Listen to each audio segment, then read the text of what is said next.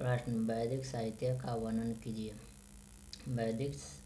वैदिक युग 1500 ईसा पूर्व से 600 ईसा पूर्व भारतीय इतिहास का एक अत्यंत महत्वपूर्ण युग है। हमारे वर्तमान संस्कृति की शुरुआत इसी युग से होती है और हमारी बहुत सारी परंपराएं भी इसी युग से प्रारंभ होती है। इस ग्रंथ को निम्न भागों में बांटा गया है जो इस प्रकार हैं। क नंबर में वेद 1500 से 1000 ईसा पूर्व। हमारी सभ्यता और संस्कृति की प्रेरणा का सबसे बड़ा स्रोत वैदिक साहित्य है। वैदिक साहित्य के प्राचीनतम ग्रंथ 4 हैं यथा ऋग्वेद, यजुर्वेद, सामवेद और अथर्ववेद। वेद है। वेद का अर्थ है ज्ञान। यह वेद धातु से निकाला गया है जिसका अर्थ है ज्ञान। मंत्रों का संग्रह होने के कारण वेदों को संहिताओं के नाम से भी जाना जाता है जिसका अर्थ है संग्रहीन मंत्र। बाद में विश्व के सबसे प्राचीनतम ग्रंथ है। यह माना जाता है कि वेदों का कोई रचयिता नहीं अपितु इनमें ज्ञान की अनुमति ऋषियों को हुई थी जिसकी इन्होंने शब्दों में लिखा था। भारतीय विद्वानों का मत है कि संहिताओं में जो मंत्र संग्रहित है उनकी अनुभूति ऋषियों को स्वयं ईश्वर से प्राप्त हुई थी, परंतु जिन शब्दों में ज्ञान की व्यक्त किया गया है वे अवश्य ही ऋषियों के अपने शब्द हैं। वेद में ऋषियों का गुणगान है जिसे वेद के द्वारा ऋषियों का अपना ज्ञान इस वेद में लिखा है। जिसने ऋषियों के द्वारा अपना ज्ञान इस वेद में लिखा है। ख नंबर में ब्राह्मण ग्रंथ 1000 से 900 ईसा पूर्व। चारों संहिताओं में जीम मंत्र का संग्रह है। उनके अर्थों को जानने के लिए ब्राह्मण ग्रंथों की रचना हुई। ये यज्ञीय विषयों के प्रतिपादक ग्रंथ है। फलस्वरूप वेद जहाँ स्तुति प्रधान ग्रंथ है वहीं ब्राह्मण ग्रंथ विधि प्रधान है।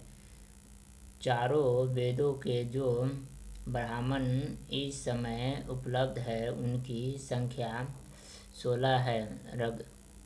ऋग्वेद के 2 ब्राह्मण ग्रंथ है ऐतरेय और कसौती उपलब्ध है। यजुर्वेद के ब्राह्मण का सबसे अधिक सप्तय ब्राह्मण तथा तैत्तिरीय ब्राह्मण ग्रंथ महत्वपूर्ण है। इसमें भारत के कई साम्राज्यों, ऋषियों तथा राजाओं आदि का वर्णन मिलता है। सामवेद का मुख्य ब्राह्मण ग्रंथ तांडव है।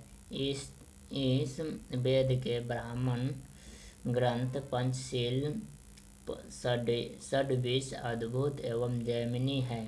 अथर्ववेद का ब्राह्मण ग्रंथ गोपद ब्राह्मण है। ग नंबर में आरण्यक 900 से 600 ईसा पूर्व। संहिताओं और ब्राह्मणों की भांति आरण्यक कर्मकांड से संबंधित ग्रंथ है, किंतु अब कर्मकांड के साथ ज्ञान कांड का भी उदय हुआ और मूल स्रोत अर्थात आत्मतत्व या मनस्तत्व को समझने के लिए अभिलाषा प्रबल होने लगी। इस प्रकार आरण्यकों में हमें स्थूल से सूक्ष्म की ओर बढ़ने की प्रवृत्ति सबल होती दिखाई पड़ती है। आरण्यक का अर्थ है वनों में पढ़ाए जाने के कारण ये आरण्यक कहलाए। इनमें ज्ञान का पक्ष की महत्ता है। अभी तक मात्र 7 आरण्यक ग्रंथ ही प्राप्त हो सके हैं। ख नंबर में उपनिषद 600 ईसा पूर्व। उपनिषद सबसे स्थूल जगत में सूक्ष्म जगत की ओर, स्थूल जगत से सूक्ष्म जगत की ओर बढ़ने की प्रवृत्ति पूरी तरह से मुखरित हो उठी थी। कर्म कांड की वह धारा जो वैदिक काल में इकलोक और परलोक के लाभों को देने के लिए चली थी, अब उपनिषद के युग में अधिक सबल होकर बहने लगी। उपनिषद कहते हैं कि हम अपने कर्मों से ही अपने कर्मों की उच्छेद करते हैं। कर्म करना तो शरीर का धर्म है, इसका तुम्हारी आत्मा पर क्या प्रभाव? आत्मा तत्व स्थूल जगत से अलिप्त है। सुख दुख आदि द्वंद्वों का विषय अंतःकरण की स्थिति पर आधारित है। अतः सुख कैसा और मोह कैसा? सुख दुख से मुक्त होते ही आत्मा परमात्मा बन जाती है।